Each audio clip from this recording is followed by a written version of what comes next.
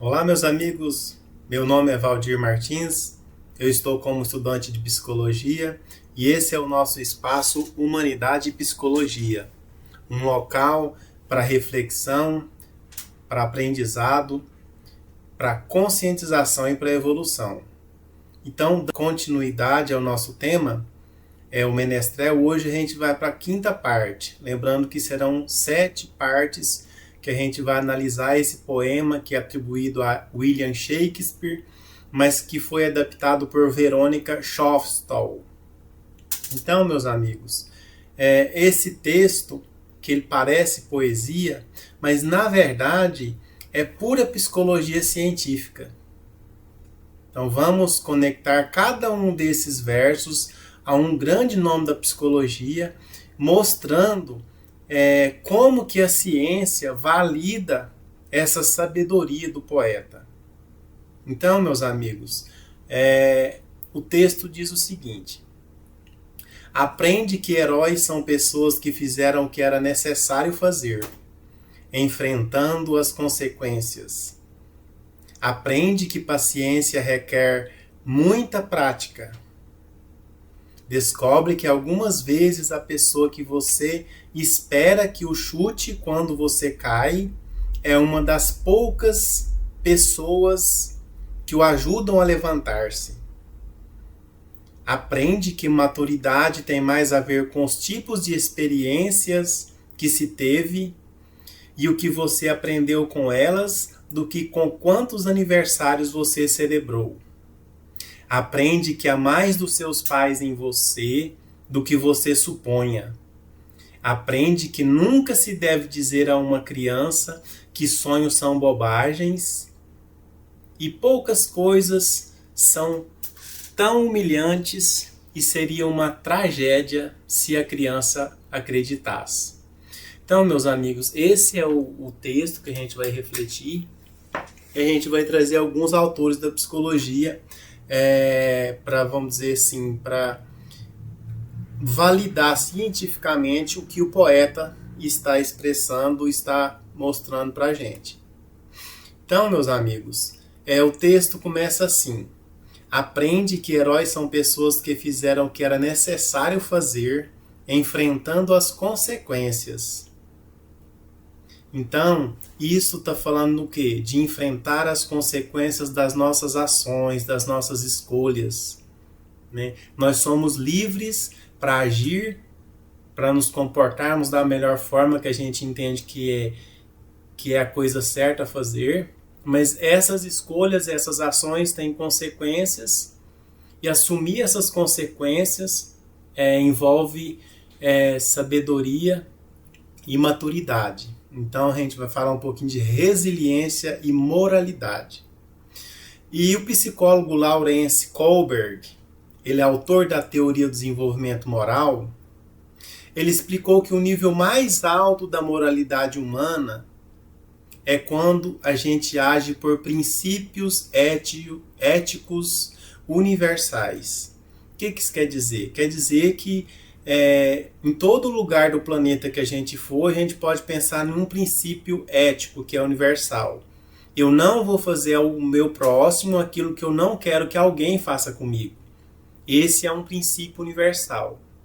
Então, agirmos baseado nesse princípio demonstra evolução, demonstra maturidade. Então a gente vai agir dessa maneira, não vai ser para a gente ganhar recompensa ou para evitar punições. Né? Porque o herói do texto opera exatamente aqui. Ele faz o que é certo porque é o certo a se fazer, mesmo sabendo que poderá haver consequências até mesmo duras. Olha, então sabedoria, a gente fazer aquilo que é necessário fazer. Por exemplo, a gente não tem que levantar cedo? Então a gente vai levantar cedo e vai levantar da melhor forma possível. Não é importante a gente fazer exercício? Vamos fazer exercício. É necessário fazer e a gente vai enfrentar as consequências e tornar essa atividade, essa jornada prazerosa até. Isso é possível. Outra pessoa, né, o pai da psicologia positiva, vai falar nessa direção também, que é o Martin Seligman. O Seligman estuda as forças de caráter, especialmente a integridade e a bravura. Então, agir de acordo com os valores, apesar do medo, apesar de algumas oposições e apesar de consequências. Então, agir apesar de medo. Não é estar livre de medo, mas é enfrentar as consequências, é assumir as responsabilidades.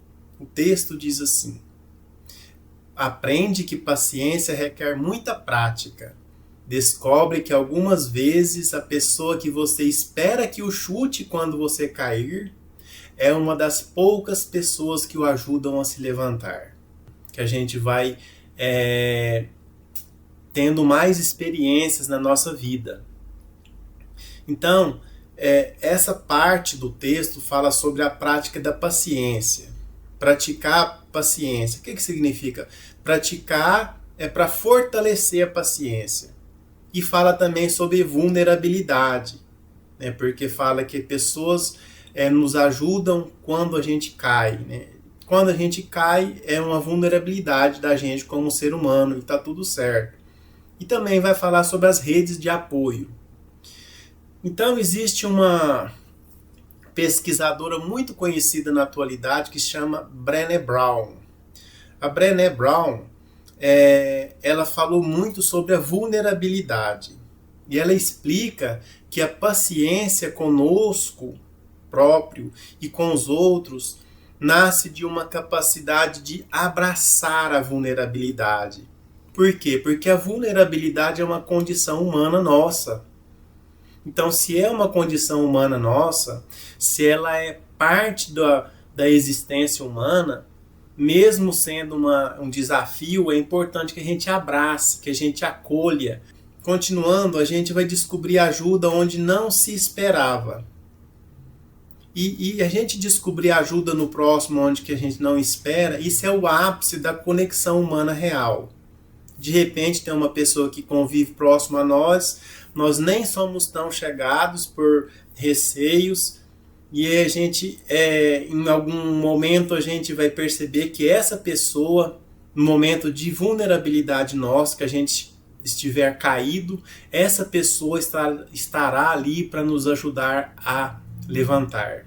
Então, abraçar a vulnerabilidade do ser humano a partir de mim, primeiramente, e abraçar a vulnerabilidade do meu próximo também, vai me permitir aceitar o mundo e as pessoas como elas estão.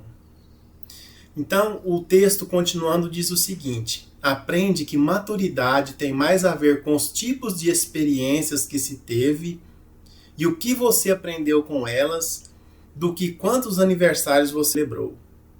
Olha que importante, né? O Carl Rogers, ele tem uma frase que é maravilhosa, que nos faz refletir a respeito dessa passagem do texto.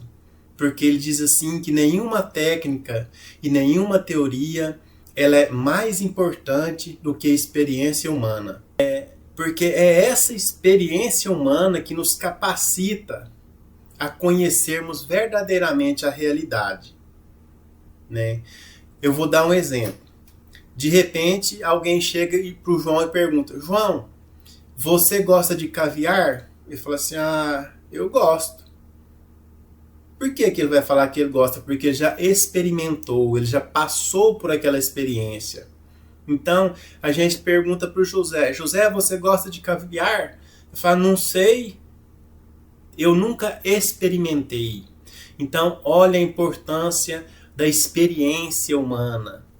E o Jung dizia que a maturidade vem do processo de individuação. Nós já falamos sobre o processo de individuação aqui no espaço, né? Tornar-se quem você realmente é, através da integração, né? Integração do que? Das nossas experiências de vida, da integração dos traumas vividos. E isso é algo que a idade biológica sozinha nunca garante. Outra pessoa que falou a respeito desse assunto é o Carol Dweck. Ele é o criador da teoria da mentalidade de crescimento. Ele prova que o amadurecimento psicológico ele depende de como processamos os erros e desafios. Olha, percepção, como que a gente processa os desafios, aquilo que a gente chama de erro. Na verdade, nem é um erro, mas é um aprendizado, né? Se a gente tiver desenvolvido a nossa percepção. Então, pessoas que veem as dificuldades como aprendizado, elas vão amadurecer cognitivamente e emocionalmente muito mais rápido. Por quê? Porque elas conseguem ver o mundo de uma perspectiva positiva. Elas veem as potencialidades das situações, das pessoas, em vez daqueles aspectos limitantes. Continuando, o texto diz o seguinte: aprende que há mais dos seus pais em você do que você supunha. Olha que verdade, né? A herança dos pais em nós, que o Freud na psicanálise ele mostra como que a gente introjeta, que a gente coloca para dentro de nós as figuras parentais, mesmo quando tentamos ser diferentes, mas a gente acaba repetindo padrões inconscientes. Então, quando a gente tem conscientização de que esse processo existe, de que há muito mais dos meus pais em mim do que eu suponha, aí começa a possibilidade de desenvolvimento, de maturidade. Outra pessoa que fala a respeito disso é o Gabor Mate. Ele é um especialista em trauma e desenvolvimento. O que o Mate vai falar? O Mate conecta a psicologia à biologia moderna. De que forma? Explicando como o ambiente infundido pelos nossos pais molda como o nosso sistema nervoso funciona. Ele molda as reações que a gente tem ao estresse e molda os comportamentos automáticos na vida adulta.